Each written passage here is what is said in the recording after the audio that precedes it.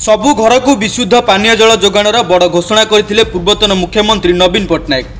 बड़ बड़ hoarding मारिथिले, drink from tap भी कहूथिले। विज्ञापन में पूरा राज्यवासी को बाया करदेले। हेले से सबु थिला तांकर केवल धुआं बाण, जहाकू एबे धरिचंती मोहन सरकार।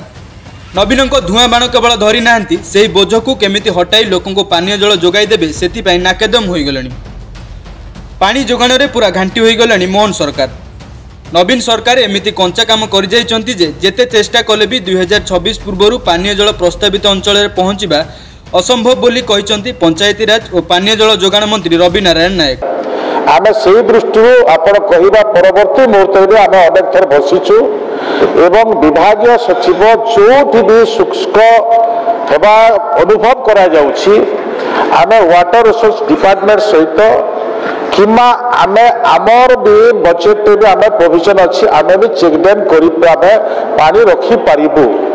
ए प्रकार भी आमर विभाग रे भी से प्रकार व्यवस्था अच्छी। तो सही दृष्टि नहीं ये कार्य जो पूरी जिला को पानी पहुँचे पारिबु आमे प्रत्येक घर को टैप माध्यम जो पानी देवार व्यवस्था करिबु। आमर जोटा कि पाइप वाटर सप्लाई 126 गाँ कणास ब्लॉक रो ब्रह्मगिरी ब्लॉक रो 14 गाँ 18 गाँ एवं सत्यवादी रो 14 गाँ ताको आमे 30/6/2025 मसीहा सुधा आमे पाड़ी देबु। मु आउ टिके भी कहवा पाई चाहे डिटेल अच्छी मो पाखे माने ब्रह्मगिरी ब्लॉक रो 30 गाँ ब्रह्मगिरी ब्लॉक रो आमर 69 गाँ आमर कृष्ण प्रसाद ब्लॉक रो 30 गाँ ताहा 31/3/2025 रे दिया जिबा पानी। एमिति जो 5टी प्रोजेक्ट होछि 5टी प्रोजेक्ट में जते गुडे गाँ अछि आमे आउरी अधिक त्वरान्वित करने चाहूँ किंतु हो पारु नाही। इतार सिस्टम एमती रखी जदि प्रथम जिते बेले टेंडर से नेले सही समय जदि सर्वे डीपीआर जदि ठीक समय होता शीघ्र सरी था। मुझे बजेट उत्तर रखी आमर किसी प्रोजेक्ट मु आज हाउस को जोड़े देवा चाहे जे पानी जदि व्यवस्था ठीक न हो ताहले समस्त कष्ट होउछि। आमे 2026 में किछि प्रोजेक्ट पड़े जाउछि जेते माने कड़ा हला परे भी 2026 को पड़े ए प्रकार परिस्थिति अछि। तो से दृष्टि नहीं आमे शीघ्र केमती लोक पानी पाई परिबे एवं ए सिस्टम गुड़ाक सब ठीक रहिबो से दृष्टि नहीं विभाग सब समय तत्परता सहित कार्य करुछि। पुरी जिलार प्रतिटी घर को टैप जोगे पानीय जल जोगाइबा नहीं प्रश्न करथिले पिपिली विधायक आश्रित पट्टनायक।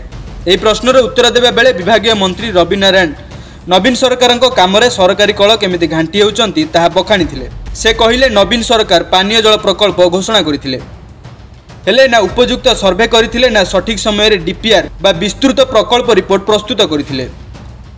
अनेक प्रकल्प अंचल रे जलस्तर न थिबारु प्रकल्पर स्थायित्व नहीं प्रश्न उठिछि।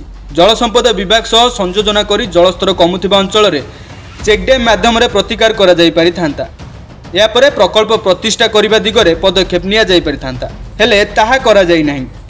मन इच्छा प्रकल्पर योजना करा जाईछि। से सबुर वास्तविक स्थिति पानी उत्तोलनर क्षमता एवं जोगाणर व्यवस्था को सर्वे करा जिबे सह डीपीआर प्रस्तुत हेउछि। सबु काम को ठीक रे करा जिवो, एमिति फलक पई करा जिवो नाही।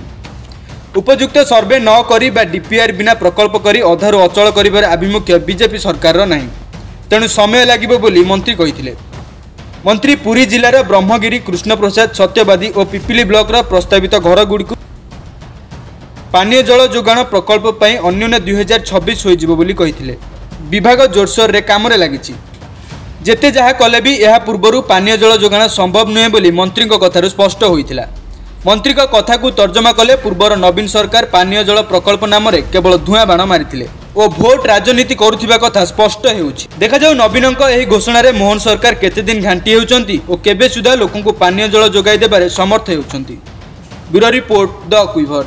आम सह जोड़ी हेबा पाई आमकु लाइक फॉलो और सब्सक्राइब करंतु।